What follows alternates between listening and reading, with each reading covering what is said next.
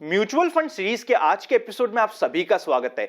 आज हम बात करने वाले हैं म्यूचुअल फंड इंडस्ट्री के कुछ काले सच के बारे में। 5 ऐसे पॉइंट्स के बारे में बात करेंगे जो म्यूचुअल फंड से रिलेटेड है और आप सभी के लिए सबसे बड़े वेल्थ डिस्ट्रक्टर बन सकते हैं। जी हां दोस्तों, अगर आप इस चैनल से रेगुलरली जुड़े हुए हैं तो आपको पता है कि मैं म्यूचुअल फंड का बहुत ही बड़ा फॉलोअर हूं और मुझे mutual fund one of the best instrument लगते हैं। बेस्ट इंस्ट्रूमेंट है इसका मतलब ये नहीं कि इसमें कुछ कमी नहीं है। अभी भी 5 ऐसे पॉइंट्स है जिसका अगर आपने और हमने ध्यान नहीं रखा तो म्यूचुअल फंड्स हमारे लिए वेल्थ डिस्ट्रक्टर बन सकते हैं। इनमें से कुछ पॉइंट ऐसे भी है जो म्यूचुअल फंड हाउस भी प्रमोट करता है। क्यों प्रमोट करता है, कैसे प्रमोट करता है, हर एक चीज को समझेंगे आज के इस वीडियो में। म्यूचुअल फंड हाउस प्रमोट करता है, कुछ म्यूचुअल फंड डिस्ट्रीब्यूटर प्रमोट कर सकते हैं। इसका मतलब ये नहीं कि मैं सच को नजरअंदाज करते हुए मैं भी प्रमोट करूंगा। जो सही बात है वर्ड बाय वर्ड आज के इस वीडियो में हम डिस्कस करने की कोशिश करेंगे और काला सच आप सभी के सामने आने वाला है। मेरा नाम है अनंत Ladda, CFA CA CFP LLB। अगर अभी तक आप ओपन फॉर ऑल टेलीग्राम का पार्ट नहीं बने ना, इन्वेस्ट आज फॉर कल जैसे ही आप टेलीग्राम पे सर्च करेंगे आपको ये ओपन फॉर ऑल चैनल मिल जाएगा। 94,000 से ज्यादा मेंबर्स का पार्ट बन चुके हैं। लगे यूजफुल तो आप भी इसका पार्ट बन सकते हैं। चलिए शुरू करते हैं आज का बहुत ही इंपॉर्टेंट डिस्कशन। टोटल 5 पॉइंट्स में हम आज का डिस्कशन करने वाले हैं। चलिए शुरू करते हैं।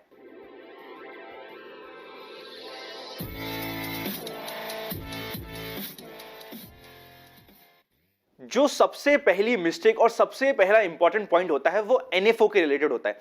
सबसे पहले हम ये समझते हैं कि NFO क्या होता है। देखिए, जब भी कोई नया इक्विटी शेयर मार्केट में लिस्ट होता है तो IPO इनिशियल पब्लिक ऑफर आता है। आई एम वेरी श्योर आप सभी को IPO के बारे में पता होगा। वैसे भी अभी IPO का सीजन चल रहा है। तो ये तो हो गया IPO। जब एक नई इक्विटी शेयर को मार्केट में लिस्ट होना है तो वो IPO के थ्रू लिस्ट होता है।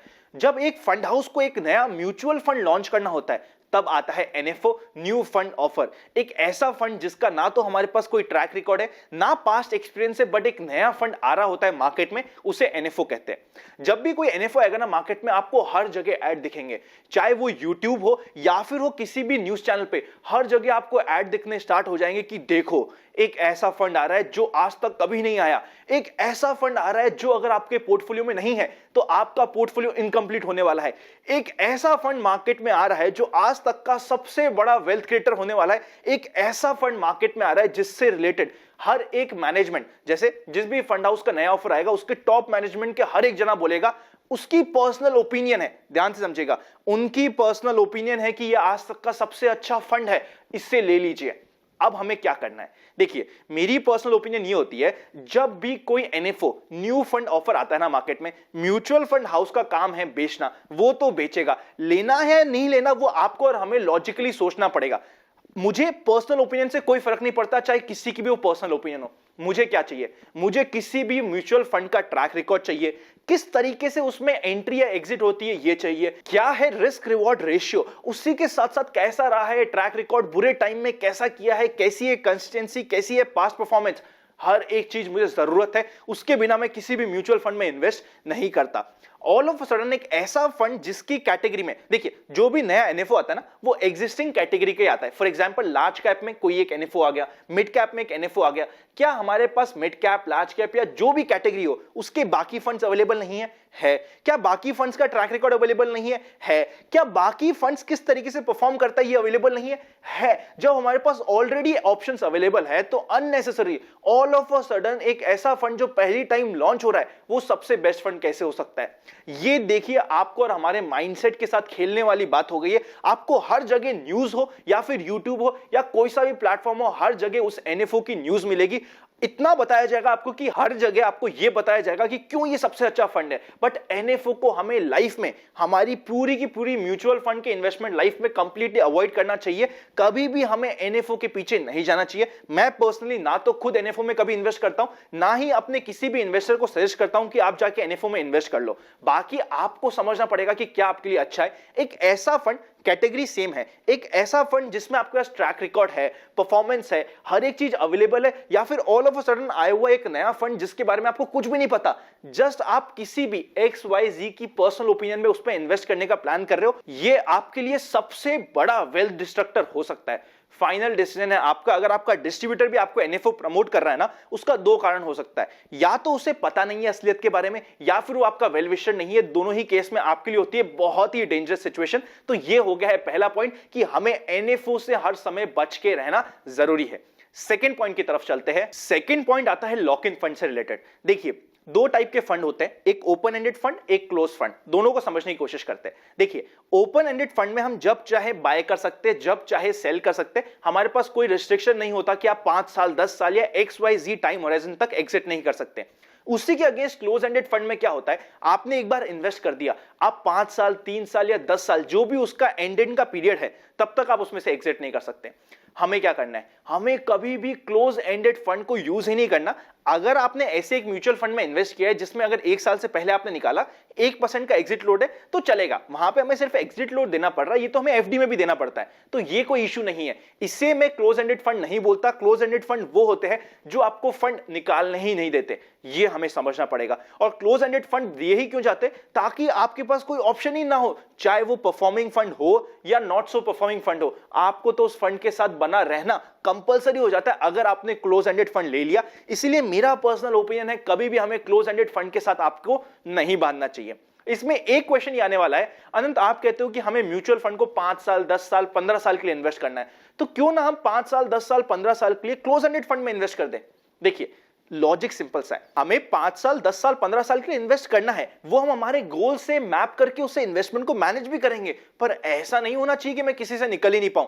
अगर कोई फंड अंडर परफॉर्म कर रहा है या फिर उसमें कुछ स्ट्रक्चरल चेंज हो गए या उसका फंड मैनेजर चेंज हो गया या कुछ भी रीजन हो गया जिसकी वजह से मुझे किसी फंड को एग्जिट करने की जरूरत है, मेरे पास फ्रीडम होना चाहिए एग्जिट करने का, वरना हम कभी भी ये कॉल ले ही नहीं पाएंगे। पता चलेगा एक ऐसा फंड जिसको शायद पहले कोई और फंड मैनेजर मैनेज कर रहा था या किसी और स्टाइल से मैनेज करा जा रहा था, बाद में उसकी स्टाइल ही चेंज हो गई और आप एग्जिट कर ही नहीं पा रहे। इसी के साथ साथ एफएमपी, फिक्स्ड मैच्योरिटी प्लान्स भी बहुत बेचे जाते हैं। ये टाइप ऑफ डेट फंड बोल के बेचा जाता है और बोला जाता है कि 3 साल, 3.5 साल की एफएमपी है, गारंटीड आपको रिटर्न मिलेंगे। गारंटीड कुछ नहीं होता इसमें। अगेन आप 3 साल के लिए बन जाते हो और सिर्फ आप ही नहीं, म्यूचुअल फंड हाउस भी बन जाता है कि जिसको इसने 3 साल के लिए पैसा दिया है उनसे वापस बीच में नहीं ले सकता। समझना पड़ेगा, इसलिए फिक्स्ड मैच्योरिटी प्लान्स को भी हमें अवॉइड करना चाहिए। बीच में काफी फिक्स्ड मैच्योरिटी प्लान्स बेचे गए थे, बट हमें समझना पड़ेगा जैसे ही 2020 आया उस समय काफी सारे डिफॉल्ट्स हुए। डिफॉल्ट जो एफएमपी में हुए उस समय कोई भी फंड मैनेजर भी कुछ नहीं कर पाया क्योंकि वो एफएमपी थी। इसीलिए हमें चाहे वो इक्विटी फंड हो चाहे फिर डेट फंड हो, हमें कभी भी ऐसे फंड में नहीं जाना है जहां पे हमें लॉक इन हो। इसका सिर्फ एक एक्सेप्शन है, ELSS, equity linked saving scheme, एक ऐसा इन्वेस्टमेंट जिसमें 3 साल का लॉक इन होता है और 80C में डिडक्शन मिलता है। ये सिर्फ एक एक्सेप्शन होने वाला है, सिर्फ ये एक एक्सेप्शन है क्योंकि ये इनकम टैक्स रूल के अकॉर्डिंग रिक्वायर्ड है कि आपका 3 साल के लिए लॉक इन हो। ELSS में अगर हम इन्वेस्ट कर रहे हैं तो यहां पे हमें इन्वेस्ट करना ही पड़ेगा, 3 साल का लॉक इन भी होगा। इसके अलावा चाहे इक्विटी हो चाहे डेट हो, कभी भी हमें लॉक इन फंड में पड़ना ही नहीं है। और साथ ही साथ अगर आपको कोई भी लॉक इन फंड सजेस्ट कर रहा है ना, आप बोलो लॉक इन मत करो, नॉर्मल फंड तो मैं इन्वेस्ट करने के लिए रेडी हूं बट मैं बंधना नहीं चाहता। ये हो गया है सेकंड पॉइंट।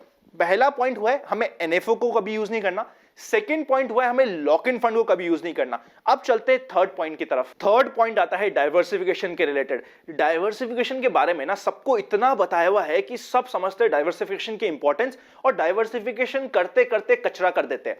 मतलब हम म्यूचुअल फंड इन्वेस्टर बनते बनते म्यूचुअल फंड कलेक्टर बन जाते हैं। आप कोई सा भी फंड बता दो सर, हमारे पास तो सारे फंड है, ऐसा हाल हो चुका है काफी सारे इन्वेस्टर्स का। तो हमें एक्चुअली रिक्वायरमेंट क्या होती है, अगर आपका पोर्टफोलियो 10 करोड़ तक का भी है, मतलब 10,000 रुपए से लेके 10 करोड़ रुपए तक के पोर्टफोलियो के लिए मैं बता रहा हूं कि कितना हमारे लिए मैक्सिमम रिक्वायरमेंट होती है। इक्विटी फंड 3 से 4 एक नाम पे बहुत होते हैं इक्विटी फंड, इसमें आपको प्रॉपर डाइवर्सिफिकेशन भी हो जाएगा। डेट में 2 से 3 डेट फंड, गोल्ड की एक फंड, लिक्विड का एक फंड, मतलब मैक्सिमम बात करी जाए ना 8 से 10 फंड, लिक्विड, इक्विटी, गोल्ड और उसी के साथ साथ डेट, चारों प्रोडक्ट को मिलाते हुए 8 से मैक्सिमम 10 फंड में हमारा पूरा पोर्टफोलियो बहुत आराम से बन जाता है। अगर आपका पोर्टफोलियो 10 करोड़ का है तब भी हमें कोई जरूरत नहीं है कि हर एक फंड जो मार्केट में आ रहा है वो मेरे पोर्टफोलियो में होना चाहिए। हम म्यूचुअल फंड इन्वेस्टर है, हम कोई म्यूचुअल फंड कलेक्टर नहीं है, ये हमें समझना पड़ेगा। इसे और क्लैरिफाई करने के लिए हमें ये समझना पड़ेगा कि म्यूचुअल फंड क्या करता है। इक्विटी म्यूचुअल फंड की बात करते हैं। इक्विटी म्यूचुअल फंड क्या करता है, इन्वेस्टर से छोटा छोटा पैसा कलेक्ट करता है और आगे इक्विटीज में इन्वेस्ट करता है। क्या वो 1, 2, 3, 4, 10 शेयर में इन्वेस्ट करता है? यूजुअली किसी भी इक्विटी म्यूचुअल फंड में मिनिमम 25 से लेके 60 इक्विटी शेयर्स होते हैं। तो डाइवर्सिफिकेशन आपके लिए ऑलरेडी एक म्यूचुअल फंड भी करता है, बट फिर भी हम to be on a safer side थोड़ा डाइवर्सिफिकेशन करना चाहते हैं, इसीलिए हमारे पास इक्विटी में 4 से 5 मैक्सिमम फंड हो जाए उतना सफिशिएंट होता है। अननेसेसरी ओवर डाइवर्सिफिकेशन करने से क्या होता है, ये चीज हो जाती है कि हमने ऑलमोस्ट मार्केट के हर एक इक्विटी शेयर में इन्वेस्ट कर दिया। अब मार्केट चाहे बढ़े चाहे कम हो, हमें कभी भी अल्फा जनरेशन नहीं मिलेगा, ये हमें समझना बहुत इंपॉर्टेंट है। इतने सारे पोर्टफोलियो में आज के दिन देखता हूं ऐसे इन्वेस्टर जिनकी 25,000 रुपए की एसआईपी और 10 फंड में हो रखी है। क्या जरूरत है इतनी ओवर डाइवर्सिफिकेशन की? अगर 25,000 रुपए की एसआईपी है तो 2 equity mutual fund more than sufficient, एक debt fund more than sufficient. इससे ज्यादा अननेसेसरी हमें कचरा करने की कोई भी जरूरत नहीं है। फाइनल डिसीजन होगा आपका। आज के दिन काफी सारे म्यूचुअल फंड इन्वेस्टर अपने म्यूचुअल फंड पोर्टफोलियो को ट्रैक ही नहीं कर पाते, क्योंकि उनका पोर्टफोलियो नहीं एक कलेक्शन बन चुका है। आप और हमें मिलकर ये मिस्टेक नहीं करनी। डाइवर्सिफिकेशन के नाम पे हमें बहुत ज्यादा बेवकूफ ऑलरेडी बना दिया है, अब हमें ऐसी मिस्टेक नहीं करनी है। आई होप आपको अभी तक के फर्स्ट 3 पॉइंट्स अच्छे लगे होंगे। अगर अच्छा लगे तो लाइक करना मत भूलिएगा। उसी के साथ साथ अगर आप चाहते हैं कि हमारी टीम आपको डिटेल में हेल्प करे म्यूचुअल फंड इन्वेस्टमेंट में, म्यूचुअल फंड में किस तरीके से इन्वेस्ट किया जाता है, हर एक चीज में हेल्प करे आपकी सूटेबिलिटी के अकॉर्डिंग, डिस्क्रिप्शन में हेल्पलाइन नंबर दे रखा है, साथ ही साथ लिंक दे रखा है। लगे यूजफुल तो आप हमारी टीम से कनेक्ट कर सकते हैं। और हाँ, जो मैं आपको पॉइंट्स बता रहा हूं ये सारे के सारे पॉइंट्स हमारी टीम बाय डिफॉल्ट आपके लिए टेक केयर करती है। उसी के साथ साथ अगर अभी तक आपके पास डीमैट नहीं तो डीमैट अकाउंट ओपनिंग लिंक्स भी डिस्क्रिप्शन में है, ज्वाइन बटन, मेंबरशिप भी आपको मिल जाएगी, काफी सारे एजुकेशनल प्लान आपको मिल जाएंगे। लगे यूजफुल तो आप ज्वाइन बटन भी कंसीडर कर सकते हैं। अब चलते हैं नेक्स्ट 2 पॉइंट्स की तरफ। नेक्स्ट पॉइंट और फोर्थ पॉइंट आता है एयूएम के इंटरप्रिटेशन के रिलेटेड। एयूएम से रिलेटेड इतने ज्यादा मिस इंटरप्रिटेशन मार्केट में ऑलरेडी फैले हुए हैं कि असली में क्या हमें ध्यान रखना है किसी को पता ही नहीं है। हम बहुत इजी लैंग्वेज में क्लैरिफाई करने की कोशिश करते हैं। देखिए, डेट में और लिक्विड में जितना बड़ा एयूएम है उतना हमारे लिए अच्छा है। एयूएम मतलब एसेट अंडर मैनेजमेंट, मतलब कि कौन सा म्यूचुअल फंड कितना फंड मैनेज कर रहा है, जितना लिक्विड और डेट में ज्यादा है वो हमारे लिए अच्छा है। उसी के साथ साथ अगर आपने अभी तक डेट के सिलेक्शन वाला वीडियो नहीं देखा है ना, तो वो देख लीजिएगा। आपकी रेफरेंस के लिए मैंने ऊपर आई बटन में भी रख दिया है। उसमें हमने बात भी करी है, अगर किसी भी डेट या लिक्विड फंड में ईयूएम में डिक्रीज हो सिग्निफिकेंटली, हमें भी वहां से निकलना जरूरी होता है। ये एक इंपॉर्टेंट पॉइंट होता है। इक्विटी में क्या है, देखिए, अगर कोई लार्ज कैप फंड है 500 करोड़ से मिनिमम होना चाहिए और 10,000 करोड़ मैक्सिमम होना चाहिए। 10,000 करोड़ के ऊपर होते ही अल्फा जनरेशन की कैपेसिटी थोड़ी कम हो जाती है, ये हमें समझना जरूरी है। अगर कोई मिड कैप फंड है तो उसका ईयूएम 300 करोड़ मिनिमम होना चाहिए। 300 करोड़ क्यों होना चाहिए मिनिमम? ऐसा ना हो मुंबई की या दिल्ली की 2-4 पार्टियों ने मिलकर ही कोई म्यूचुअल फंड चला रखा हो। ये हमें इंपॉर्टेंट है पॉइंट ध्यान रखना। एटलीस्ट 300 करोड़ होना चाहिए मिड कैप में। उसी के साथ साथ मैक्सिमम होना चाहिए 7 to 8,000 करोड़।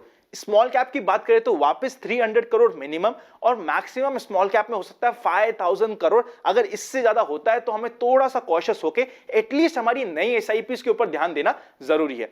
ये सारे टेंटेटिव फिगर है। Large cap, mid cap, small cap की हमने बात कर ली, इससे आपको आइडिया लग जाएगा बाकी सब कैप में भी हमें कितना ध्यान रखना है। बहुत ही ज्यादा बड़ा इक्विटी फंड हो, जैसे 20,000 करोड़, 25,000 करोड़, 50,000 करोड़ के इक्विटी फंड्स, अगर ऐसा कोई फंड है तो यूजुअली मैं उसे अवॉइड करता हूं, क्योंकि ऐसे फंड में अल्फा जनरेशन की कैपेसिटी कम हो जाती है।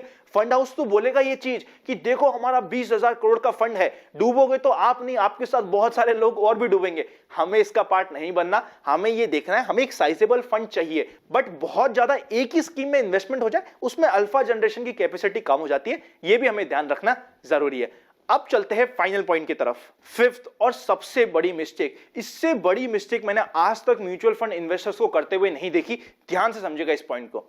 आजकल मैं क्या देखता हूं, स्पेशली जितने भी न्यू एज इन्वेस्टर्स आए, मतलब मेरे जैसे बड़े ही यंग इन्वेस्टर आए, वो क्या करते हैं, ये देखते हैं कि पिछले 1 साल में, पिछले 3 साल में, पिछले 5 साल में कौन से फंड ने सबसे ज्यादा परफॉर्मेंस दिया है, वही सबसे अच्छा फंड है। ऐसी मिस्टेक कभी भी मत करिएगा।